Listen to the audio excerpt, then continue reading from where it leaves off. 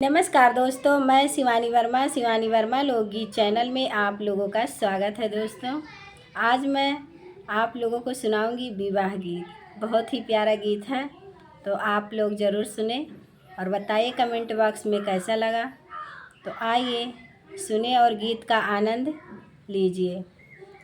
यही पार गंगा हो, वही पार यमुना, बिचवा में माली फूलवा रे जी।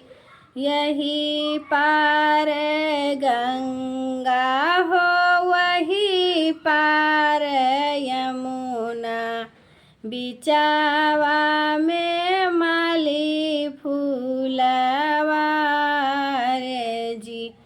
फूलवा तोड़न चली बेटी शीतल रानी, हाथे डेलरिया मुख पान जी।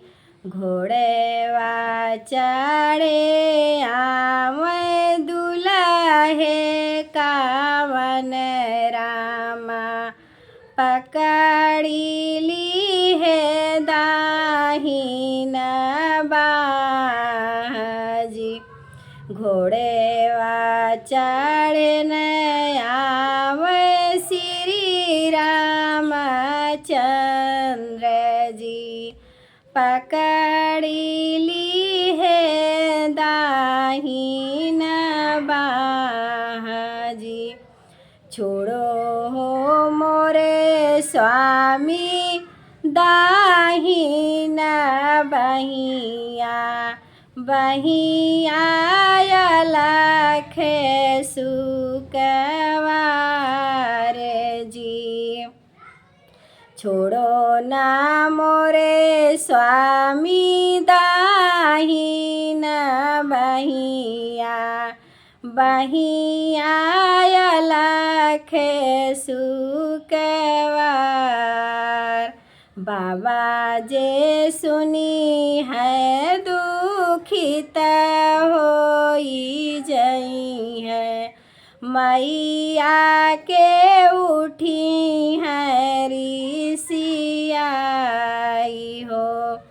फूलवा जे तोड़ी बेटी घर लौके आई, मैया पूछन लागी बात जी।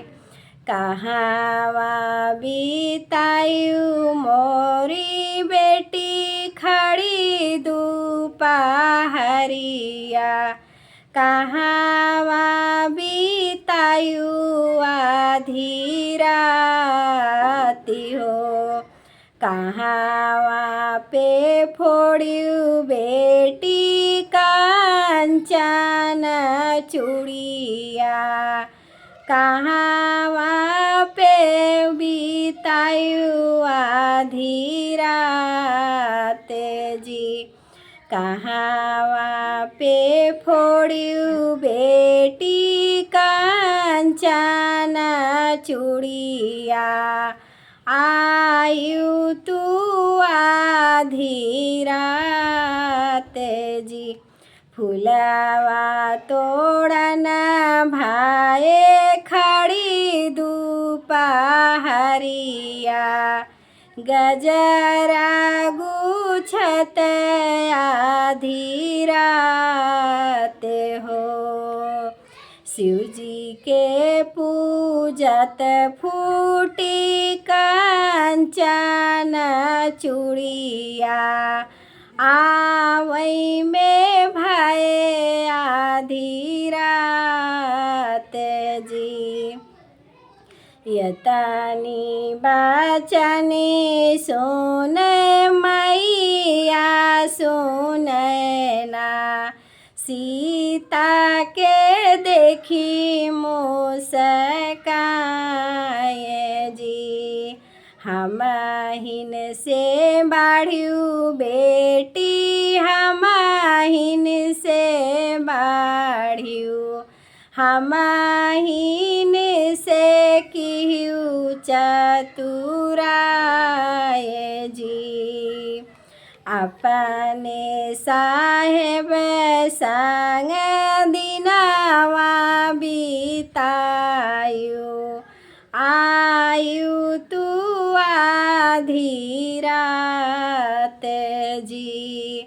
अपने साहेब संग दिनवा बितायु, आयु तू आधी रात जी। हमहिन से बाढ़ियू बेटी, हमहिन से बाढ़ियू, हमहिन से किहू चतुराय जी। अपने साहेब संगे दिनवा बिता